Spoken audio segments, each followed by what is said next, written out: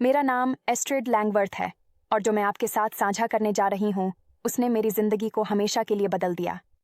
12 दिसंबर 2023 को मैंने सिर्फ मौत के करीब का अनुभव नहीं किया, मैं वास्तव में 7 मिनट और 23 सेकंड के लिए मर गई थी। उस समय के दौरान स्वयं यीशु मसीह ने मुझे पशु के निशान के बारे में चौंकाने वाले सत्य प्रकट किए, जिन्हें मुझे दुनिया के साथ साझा करने का आदेश दिया गया था। जो मैंने सीखा वह आपको अंदर तक हिला देगा।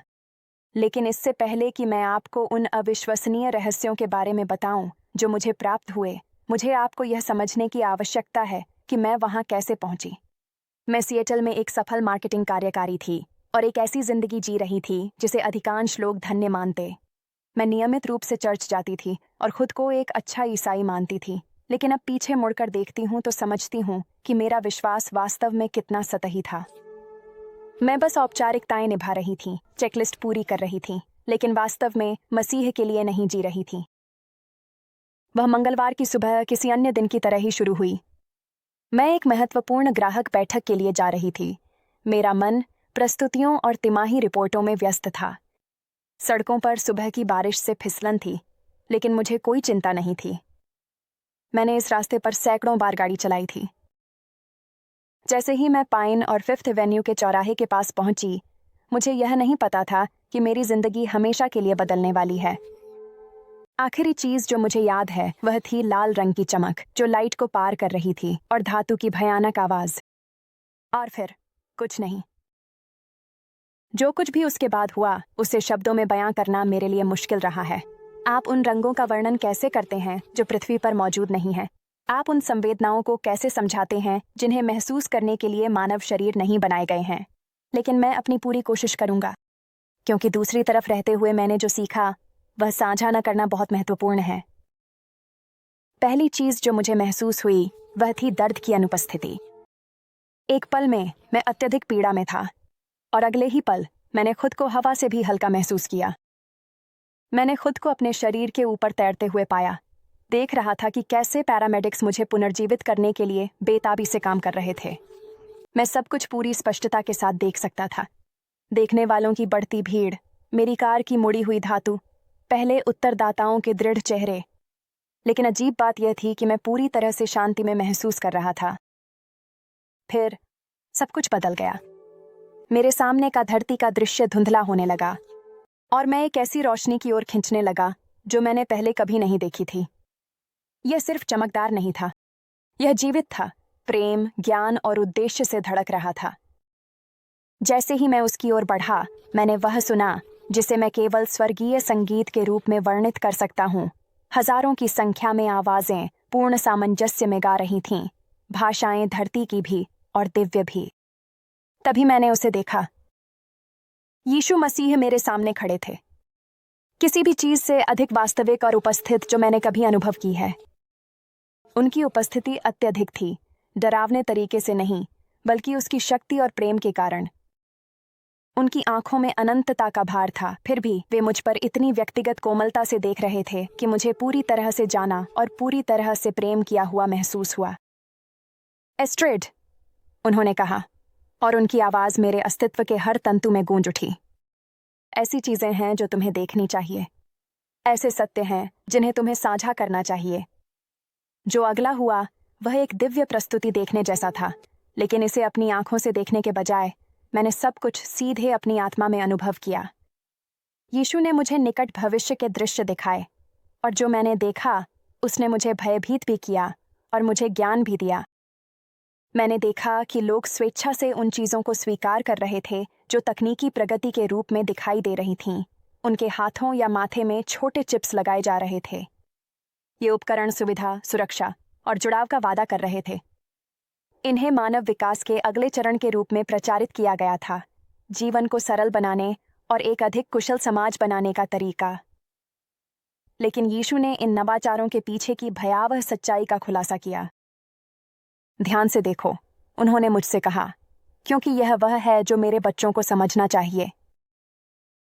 दृश्य बदल गया और मैंने देखा कि ये निर्दोष दिखने वाली तकनीकी प्रगति कैसे अनिवार्य हो जाएंगी, पहले सरकारी कर्मचारियों के लिए, फिर निजी क्षेत्र के कर्मचारियों के लिए और फिर सभी नागरिकों के लिए। यह प्रणाली एक सुविधा के रूप में शुरू होगी, लेकिन धीरे धीरे यह भोजन खरीदने, स्वास्थ्य सेवा प्राप्त करने या समाज में भाग लेने का एकमात्र तरीका बन जाएगी। जो बात मुझे सबसे अधिक चौंकाने वाली लगी वह यह थी कि यह सब कितना सूक्ष्म था। कोई नाटकीय घोषणा नहीं थी जो इसे शैतान की निशानी घोषित करती। इसके बजाय इसे प्रगति के रूप में प्रस्तुत किया गया, नवाचार के रूप में, हमारी तकनीकी विकास में अगला स्वाभाविक कदम के रूप में।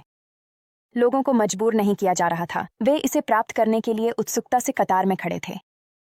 फिर यीशु ने मुझे कुछ ऐसा दिखाया जिसने मेरा दिल तोड़ दिया। मसीह जिन्होंने अपने पूरे जीवन में भविष्यवाणी का अध्ययन किया था, फिर भी धोखा खा रहे थे। उन्होंने कुछ स्पष्ट रूप से बुरा होने की उम्मीद की थी। इसके बजाय धोखा प्रगति और समृद्धि में लिपटा हुआ आया। यीशु ने कहा, उन्हें बताओ कि निशानी वैसी नहीं आएगी जैसी वे उम्मीद करते हैं। यह शांति, सुरक्षा और सुविधा का वादा करते हुए आएगा। यह उन समस्याओं को हल करते हुए आएगा जो असंभव लगती हैं। यह एक मित्र के रूप में आएगा, दुश्मन के रूप में नहीं। उन्होंने मुझे दिखाया कि यह प्रणाली कैसे काम करेगी, कैसे यह एक स्वैच्छिक कार्यक्रम के रूप में शुरू होगी, लेकिन धीरे धीरे दैनिक जीवन के लिए आवश्यक बन जाएगी। जो लोग इसे अस्वीकार करेंगे वे पहले असुविधा का सामना करेंगे, फिर भेदभाव और अंततः उत्पीड़न। लेकिन फिर यीशु ने मुझे कुछ सुंदर दिखाया। विश्वासियों के समुदाय जिन्होंने वफादार बने रहने का चुनाव किया था। इन समुदायों ने समर्थन और वाणिज्य के वैकल्पिक प्रणालियां बनाई थीं। वे सादगीपूर्ण लेकिन स्वतंत्रतापूर्वक जीवन जीते रहे तथा अपने विश्वास को बनाए रखा, बावजूद इसके कि उन पर धर्म के अनुरूप आचरण करने का दबाव बढ़ता गया। यीशु ने मुझसे दृढ़ता से कहा, मेरे बच्चों को अब तैयारी करनी चाहिए, डर के साथ नहीं बल्कि बुद्धिमानी और प्रेम के साथ। उन्हें समुदायों का निर्माण करना चाहिए, उन्हें अपने विश्वास को मजबूत करना चाहिए और उन्हें दुनिया से अलग तरीके से जीना सीखना चाहिए। उन्होंने मुझे दिखाया कि निशान को कैसे लागू किया जाएगा, इसके विशेष विवरण। ये वे विवरण थे जिन्हें मुझे सभी के साथ साझा करने के लिए कहा गया था। पहले, यह पहचान की चोरी और वित्तीय धोखाधड़ी के समाधान के रूप में शुरू होगा। दूसरे, इसे बच्चों और बुजुर्गों की सुरक्षा के तरीके के रूप में प्रचारित किया जाएगा। तीसरे, यह मानव तस्करी और अवैध आव्रजन को समाप्त करने का वादा करेगा। चौथे, यह अभूतपूर्व सुविधा और सुरक्षा प्रदान करेगा। और पांचवें, इसे सम्मानित धार्मिक नेताओं द्वारा समर्थन मिलेगा। ये नेता तर्क देंगे कि यह निशान नहीं हो सकता क्योंकि यह मसीह का इनकार करने की आवश्यकता नहीं रखता। लेकिन यीशु ने कुछ बहुत स्पष्ट किया। निशान की शक्ति उसकी तकनीक में नहीं होगी, बल्कि यह इस बात में होगी कि इसे स्वीकार करना क्या दर्शाता है, मानव प्रणालियों पर भरोसा करने और भगवान पर भरोसा करने के बीच अंतिम चुनाव।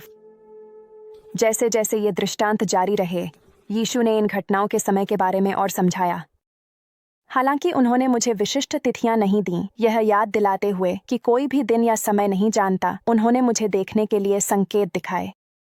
इन संकेतों में एक वैश्विक आर्थिक संकट शामिल था जो डिजिटल मुद्रा को आवश्यक लगने देगा, बढ़ती प्राकृतिक आपदाएं जो नागरिकों की ट्रैकिंग और पहचान को महत्वपूर्ण लगने देंगी, वैश्विक एकता की ओर एक आंदोलन जो विश्वव्यापी प्रणालियों के प्रतिरोध को स्वार्थी और खतरनाक दिखाएगा, एक तकनीकी प्रगति जो निशान को मानव उन्नति में अगला स्पष्ट कदम दिखाएगी।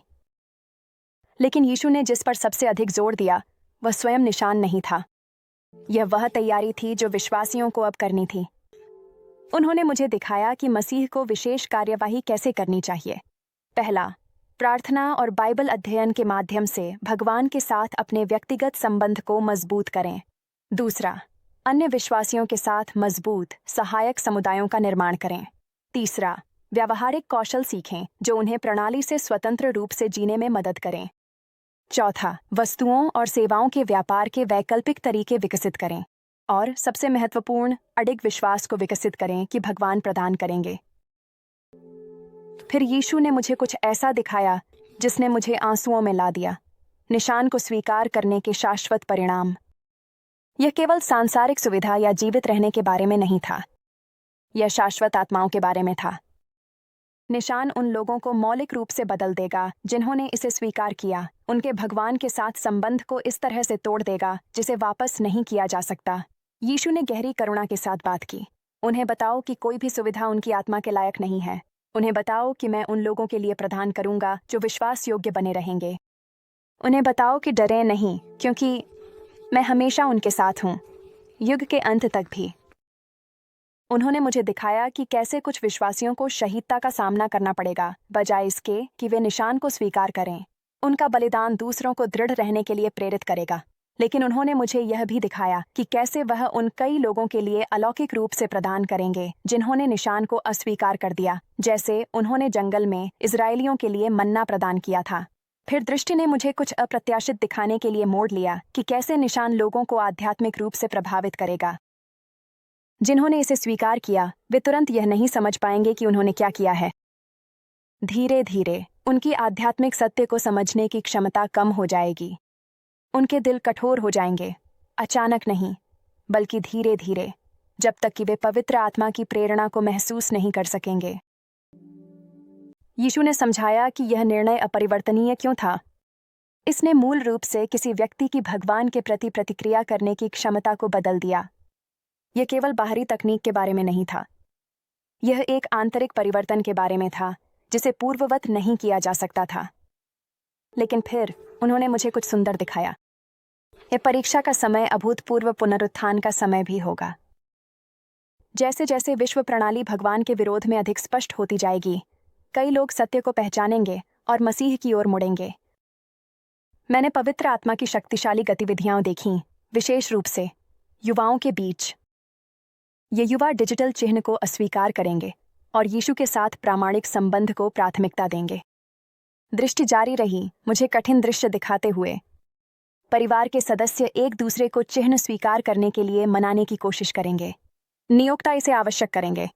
समाज उन लोगों को बहिष्कृत कर देगा जो इसे अस्वीकार करेंगे। लेकिन यीशु ने बार बार जोर दिया कि वह अपने विश्वास योग्य लोगों के लिए प्रबंध करेंगे, जैसे उन्होंने एलिय्याह के लिए चैरिथ की धारा पर प्रबंध किया था। यीशु ने तत्परता से बात की। उन्हें बताओ कि वे अभी अपने दिलों को तैयार करें। मजबूत नींव बनाने का समय तूफान से पहले है, न कि उसके दौरान। फिर उन्होंने मुझे व्यावहारिक तरीके दिखाए जिनसे विश्वासी तैयारी कर सकते हैं। पहला, भोजन उगाने और संरक्षित करने में कौशल विकसित करना। दूसरा, बुनियादी चिकित्सा देखभाल और प्राकृतिक उपचार सीखना। तीसरा, भरोसेमंद विश्वासियों के नेटवर्क बनाना। चौथा, वैकल्पिक संचार प्रणालियों की स्थापना करना। पांचवां, संसाधनों को साझा करने के लिए स्थानीय समर्थन प्रणालियों का निर्माण करना। लेकिन सबसे महत्वपूर्ण, उन्होंने आध्यात्मिक तैयारी पर जोर दिया। पहला, शास्त्रों का गहन अध्ययन और याद करना। दूसरा, परीक्षण के माध्यम से अडिग विश्वास का विकास। तीसरा, स्पष्ट रूप से परमेश्वर की आवाज सुनना और उसका पालन करना सीखना। चौथा, मजबूत प्रार्थना जीवन और उसके साथ घनिष्ठ संबंध बनाना। पांचवां, बाइबल के सिद्धांतों को दैनिक जीवन में समझना और लागू करना। जैसे ही यीशु के साथ मेरा समय समाप्त हो रहा था, उन्होंने मुझे एक अंतिम महत्वपूर्ण संदेश दिया। उनकी आवाज प्रेम से भरी हुई थी। जैसे उन्होंने कहा, उन्हें बताओ कि यह डर के बारे में नहीं है बल्कि विश्वास के बारे में है। उन्हें बताओ कि मैं जल्द ही आ रहा हूं और जो अंत तक धैर्य रखेंगे वे बचाए जाएंगे। उन्हें बताओ कि पृथ्वी पर कोई भी शक्ति उन्हें मेरे प्रेम से अलग नहीं कर सकती यदि वे वफादार बने रहने का चुनाव करते हैं। आखिरी चीज जो उन्होंने मुझे दिखाई वह उनके लौटने की एक दृष्टि थी। एक ऐसा क्षण जो इतना शानदार था कि शब्द उसे पूरी तरह से वर्णित करने में असमर्थ थे। मैंने उन लोगों के चेहरों पर खुशी देखी जो वफादार बने रहे थे। एक ऐसी खुशी जिसने उनके सभी सांसारिक बलिदानों को इसके मुकाबले तुच्छ बना दिया।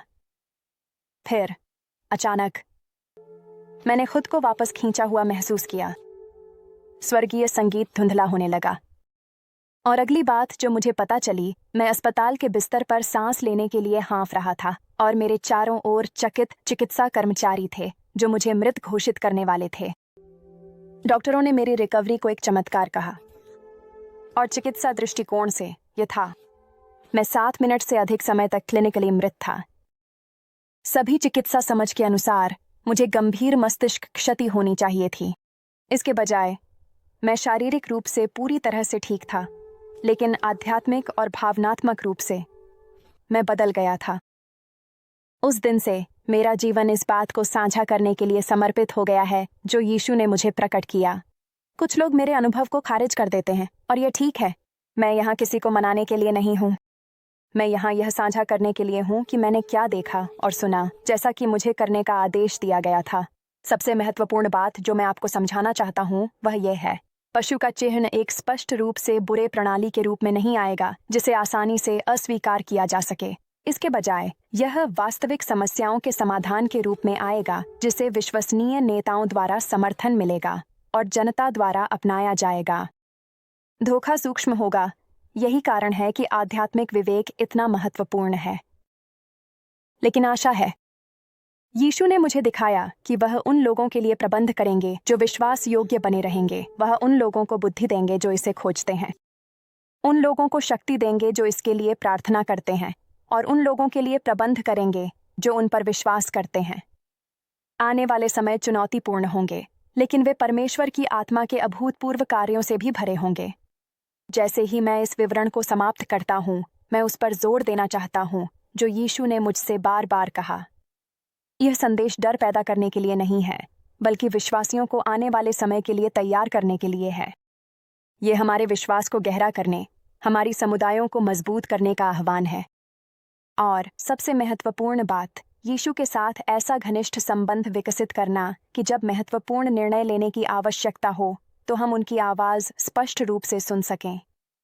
इस अंतिम सत्य को याद रखें, यीशु ने मुझे केवल आने वाली चुनौतियां नहीं दिखाईं, उन्होंने मुझे अपनी विजय दिखाई। और जो लोग विश्वास योग्य बने रहते हैं, उनके लिए वह विजय सुनिश्चित है।